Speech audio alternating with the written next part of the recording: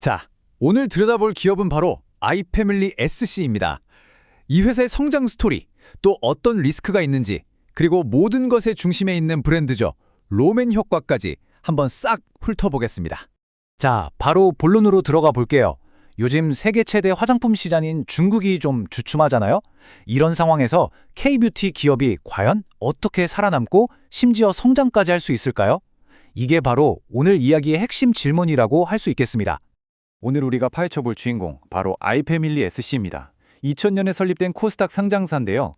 언뜻 보면 화장품도 하고 웨딩 사업에 리빙 제품까지 이것저것 다 하는 그런 종합 소비재 기업처럼 보여요. 그런데 말이죠, 이 차트를 딱 보면 사업 구조가 아주 명확해집니다. 2022년 3분기 기준으로 매출의 95.1%, 무려 95% 이상이 화장품에서 나와요. 웨딩이나 리빙 사업은 정말 작은 비중이죠. 그러니까 사실상 그냥 화장품 회사라고 봐도 전혀 이상하지 않은 겁니다. 그렇다면 이 압도적인 95% 대체 어디서 나오는 걸까요? 놀랍게도요, 딱 하나의 브랜드입니다. 바로 로맨, 오늘 우리가 이야기할 모든 것의 핵심이죠. 자, 그럼 먼저 이 회사의 성장 스토리부터 한번 파고들어 볼까요? 국내외에서 얼마나 대단한 성과를 내고 있는지 지금부터 한번 보시죠. 이 표 하나가 거의 모든 걸 말해주네요. 2022년 예상 실적 한번 보세요. 매출액 892억 원, 영업이익은 103억 원. 근데 여기서 진짜 놀라운 건 영업이익 성장률이에요. 전년 대비 무려 85%나 급증할 걸로 예상된대요. 이거 정말 엄청난 성장세 아닙니까? 이런 성장은 대체 어디서 오는 걸까요? 뜯어보면요, 먼저 매출 비중부터가 수출이 60%로 내수보다 더 높아요.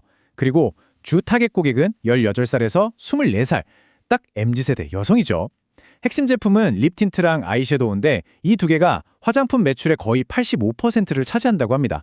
타겟도 명확하고 주력 상품도 확실한 거죠. 네, 맞아요. 실제로 로맨 매출의 절반 이상, 그러니까 정확히 60%가 한국 밖에서 나오고 있습니다.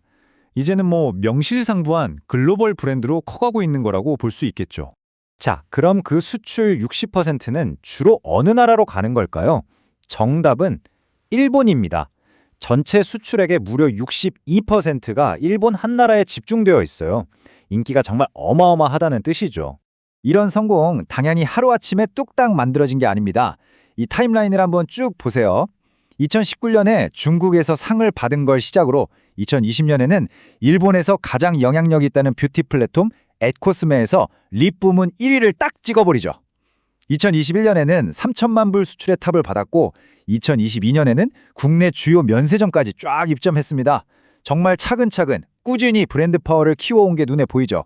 와, 정말 눈부신 성장세죠. 그런데 이렇게 좋은 이야기만 있을까요? 모든 이야기에는 반전이 있게 마련이잖아요? 네, 맞습니다. 지금부터는 이 회사가 안고 있는 잠재적인 리스크, 즉 약점들을 한번 짚어보려고 합니다. 보고서에서는 특히 의존성이라는 키워드를 지적하는데 이게 어떤 역풍을 몰고 올 수 있는지 한번 살펴보겠습니다. 보고서가 콕 집어서 지적하는 가장 큰 리스크 딱 두 가지입니다. 첫째는 단일 브랜드 의존도.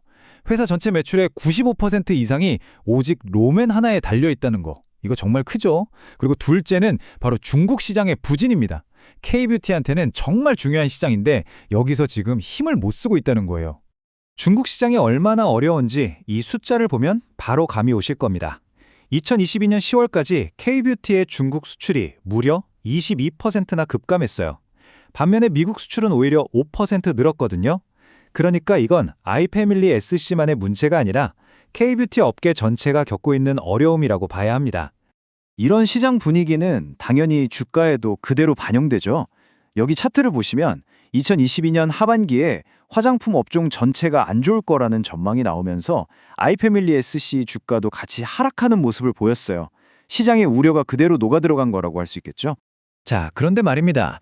회사가 이런 리스크들을 그냥 보고만 있지는 않겠죠? 그럼 어떻게 대응하고 있을까요? 그리고 또 왜 보고서는 이런 상황에서도 이 회사가 저평가 상태라고 분석하는 걸까요? 지금부터 그 이유를 한번 파헤쳐 보겠습니다. 회사가 내놓은 대응 전략은 크게 두 가지로 볼 수 있습니다. 첫 번째는 포트폴리오 다각화. 2023년 초에 20대 후반 여성을 타겟으로 한 새로운 브랜드를 내놓을 계획이래요. 로맨 하나에만 기댈 순 없다는 거죠. 그리고 두 번째는 지역 다각화입니다. 중국 시장이 부진하니까 일본이나 동남아시아처럼 팍팍 크고 있는 시장에 더 집중하겠다는 전략인 거죠. 그리고 바로 이 지점이 보고서가 가장 하고 싶은 이야기, 즉 핵심 주장입니다. 보고서 내용을 그대로 인용하자면 2022년과 2023년 예상 PER이 각각 9.9배, 8.3배로 저평가 상태로 판단된다. 이런 내용이에요. 여기서 PER, 그러니까 주가 수익 비율이 낮다는 건 쉽게 말해서 회사가 버는 돈에 비해서 주가가 싸다. 이렇게 해석해 볼 수 있는 거거든요. 이 저평가 주장은요, 같은 업계의 다른 회사들과 비교해 보면 더 확실해집니다. 여기 보시는 PSR, PBR, PER 같은 여러 지표들을 쭉 놓고 보면 아이패밀리 SC의 현재 가치가 다른 회사들에 비해 확실히 매력적인 수준이라는 걸 알 수 있죠. 그래서 우리가 딱 기억해야 할 숫자가 바로 이겁니다. 9.9배, 2022년 예상 PER이죠. 이 숫자가 바로 이 회사는 저평가되어 있다는 주장의 가장 핵심적인 근거가 되는 셈입니다. 자, 그럼 이제까지 나온 이야기들을 한번 정리해 볼까요? 마치 투자 퍼즐을 맞추는 것처럼 말이죠. 이 회사의 장점과 단점을 한번 저울 위에 올려놓고 비교해 볼 시간입니다. 이 레이더 차트를 보시면 회사의 건강 상태가 한눈에 들어옵니다. 일종의 건강검진 결과표 같은 건데요. 활동성, 수익성, 안정성 같은 항목에서 점수가 꽤 높게 나왔죠? 이건 회사의 기본적인 체력, 즉 펀더멘탈은 아주 튼튼하다는 신호로 볼 수 있습니다. 결론을 내리자면 이 회사를 보는 시각은 딱 두 가지로 나뉩니다. 먼저 긍정적으로 보는 쪽, 즉 불케이스죠. 이쪽에서는 85%라는 폭발적인 이익 성장세, 해외 시장에서의 성공, 그리고 저평가된 매력적인 가치를 강점으로 꼽습니다. 반대로 부정적으로 보는 쪽, 즉 베어 케이스에서는요.